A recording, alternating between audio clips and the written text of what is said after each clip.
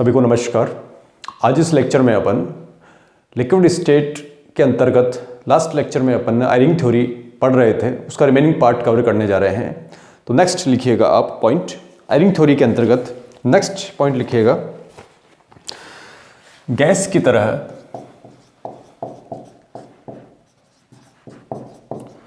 That means gas like molecules. Clear? Gas की तरह means gas like,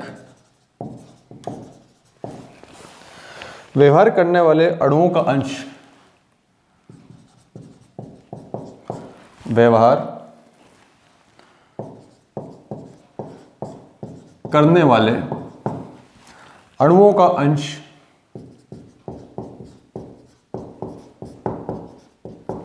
अणुओं का अंश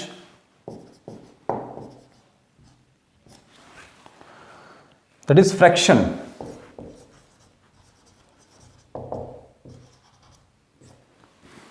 क्लियर? क्या होगा?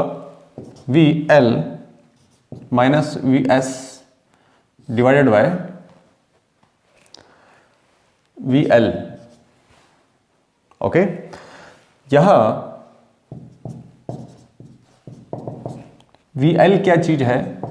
वी एल क्या है लिख लीजिए, द्रव अवस्था का मोलर आयतन, द्रव अवस्था का मोलर आयतन। क्लियर? वी एस क्या है? ठोस अवस्था का मोलर आयतन, ठोस अवस्था का मोलर आयतन।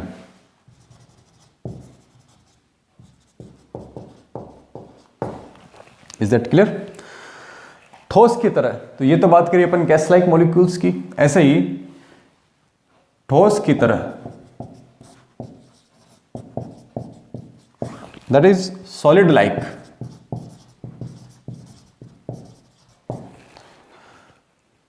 बिहेवियर करने वाले मॉलिक्यूल्स का फ्रैक्शन, बिहेवियर करने वाले मॉलिक्यूल्स का फ्रैक्शन क्या होगा? देखिएगा ध्यान से, 1 minus V L minus V S upon V L, ये वाला। क्लियर? इसको अगर आप सॉल्व करेंगे तो क्या मिलेगा आपको? V S divided by V L. Clear? अब आयरिंग थ्योरी के अंतर्गत एक थ्योरी और आएगी, उसको आप लिख लीजिए, क्या है वो, समझिएगा इसको ध्यान से। इसको कहते हैं अपन law of rectilinear diameter, law of rectilinear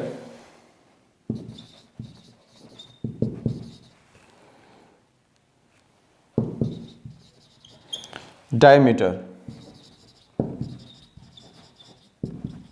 ध्यान से समझिएगा आप इस law of rectilinear diagram, law of rectilinear diameter को इसमें लिख लीजिए। फर्स्ट, यह नियम किसने दिया? एल कैलिटेट, स्पेलिंग्स ध्यान से लिख लीजिएगा, CALLETET, L Cailletet and E Mathias, MATHIAS। Clear? Spelling का, नाम का ध्यान से ध्यान रखिएगा, ने दिया। क्लियर? नेक्स्ट पॉइंट लिख लीजिए इसमें, लॉ ऑफ रेक्टिलिनियर डायग्राम के अंदर, इसके अनुसार इक्विलिब्रियम पर लिक्विड तथा वेपर की डेंसिटी, इसके अनुसार इक्विलिब्रियम पर दैट इज समयावस्था पर लिक्विड एंड वेपर की डेंसिटी, लिक्विड एंड वेपर की डेंसिटी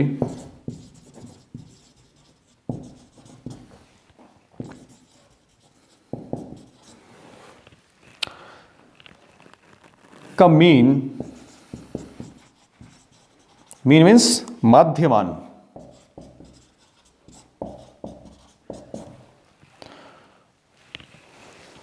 इसको अपन किससे करेंगे?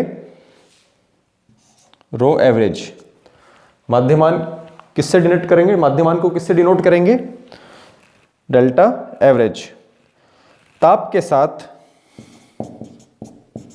जो माध्यमान है, मीन वैल्यू है, वो ताप के साथ कैसे वेरी करता है? सरल रेखीय चेंज होता है।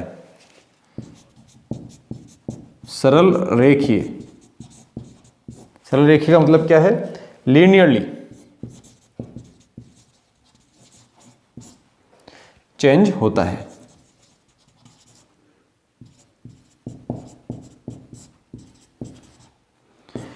इसे ही लॉ ऑफ रेक्टिलिनियर डायमीटर कहते हैं। इसे ही law of rectilinear diameter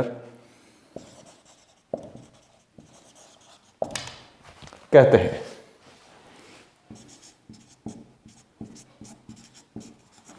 is that clear? Okay, अब इसका डायग्राम कैसे बनेगा उसको आप ध्यान से देख लीजिए। लॉ ऑफ रेक्टिलिनियर डायग्राम, इसका अपन डायग्राम बनाएंगे।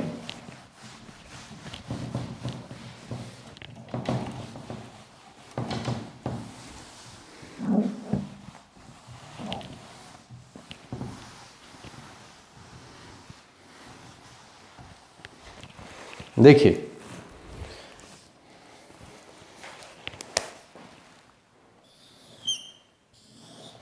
क्लियर? वाई एक्सिस पे अपन लेंगे टेम्परेचर।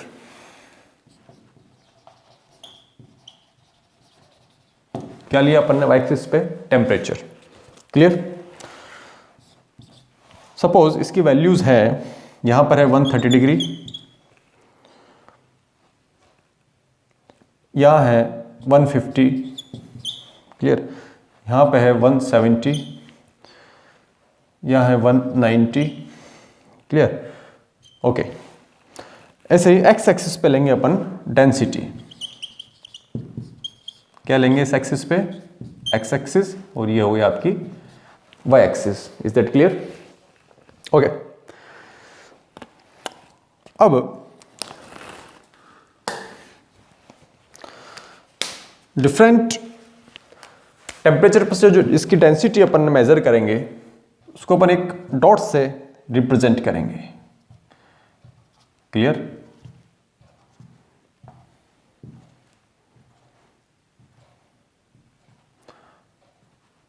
इस तरीके से इसको अपन थोड़ा और एक्सटेंड कर सकते हैं।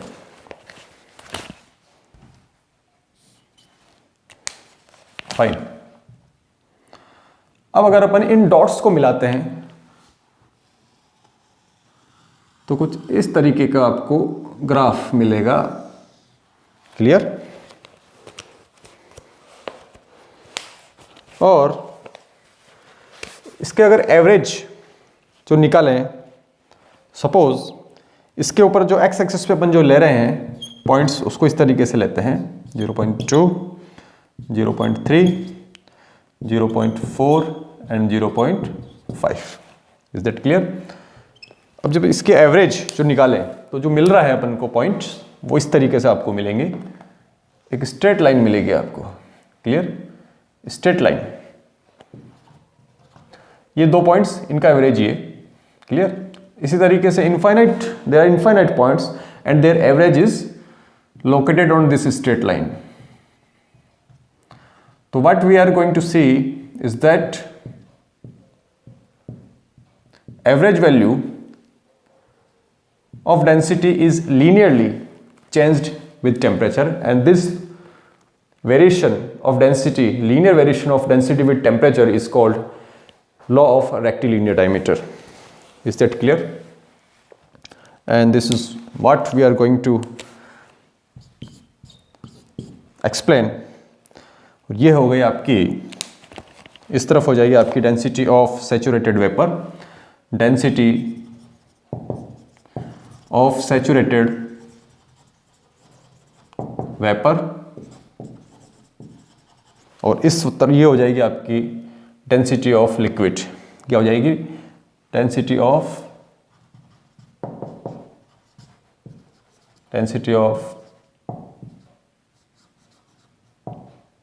लिक्विड। क्लियर? ओके, तो ये जो पॉइंट होगा इसके बिल्कुल परपेंडिकुलर नीचे, ये जो पॉइंट होगा it is called critical density. क्या कहेंगे इसको? Critical density. क्लियर? और इसके करस्पॉन्डिंग जो वाई एक्सिस पे पॉइंट है it is called critical temperature. What is that called? Critical temperature.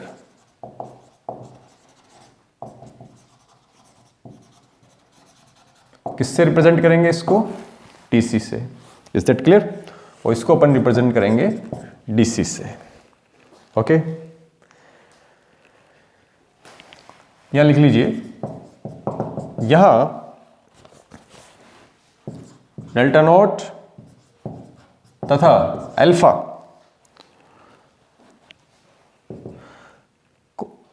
Constants हैं। ये दोनों क्या है? कांस्टेंट्स, जो पदार्थ की नेचर पर डिपेंड करते हैं, जो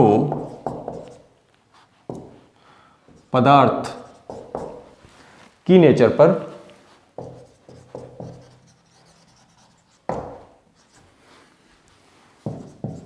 डिपेंड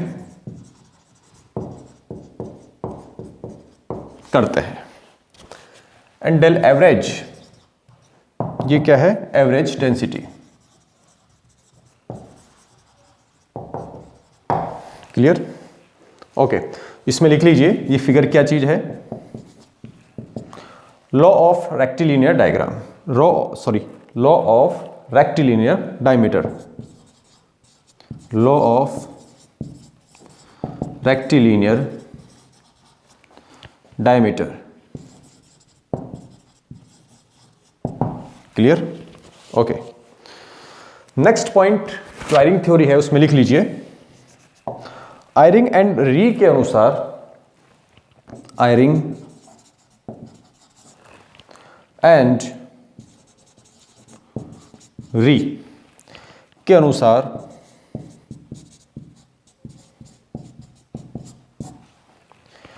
एक परमाणुवीय, दैट इज मोनोएटमिक, एक परमाणुवीय that is monoatomic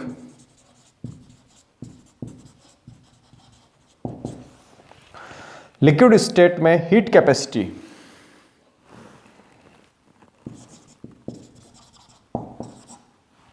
liquid state में heat capacity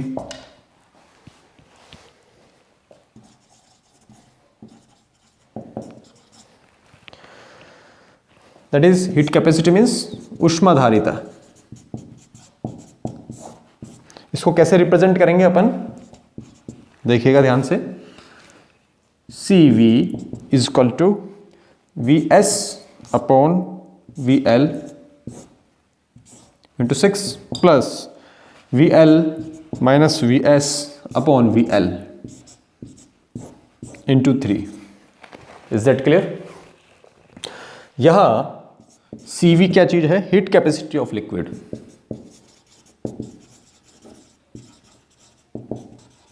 heat capacity of liquid. Okay, and VS क्या है? ठोस अवस्था का मोलर आयतन। ठोस अवस्था का मोलर आयतन।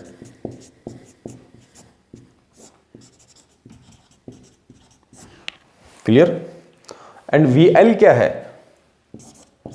VL is equal to gas अवस्था का मोलर आयतन।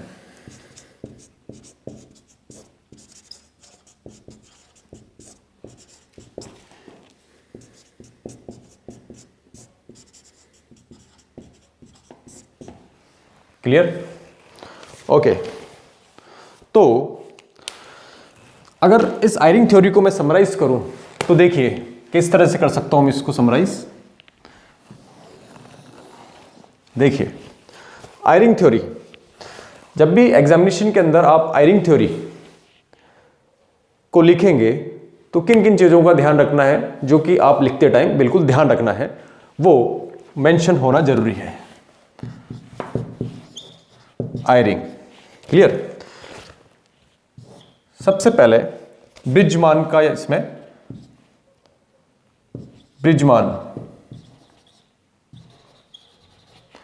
ब्रिजमान की चर्चा होनी जरूरी है, जिसने बताया कि वैकेंसीज कितनी होती है 3%। दूसरा जिसकी चर्चा होनी चाहिए, जो इसमें मेंशन होना चाहिए, L Cailletet and E Matthias.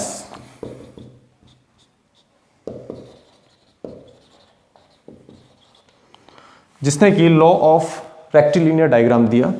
इसने क्या दिया? Law of rectilinear diameter,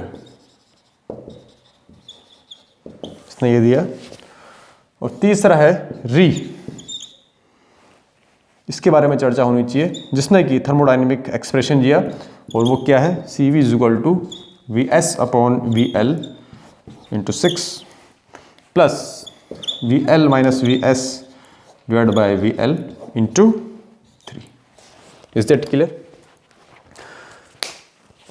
So this all was about Eyring theory. So I think you have understand what is the Eyring theory and how Eyring has discussed or Eyring has explained the structure of liquid. Thank you.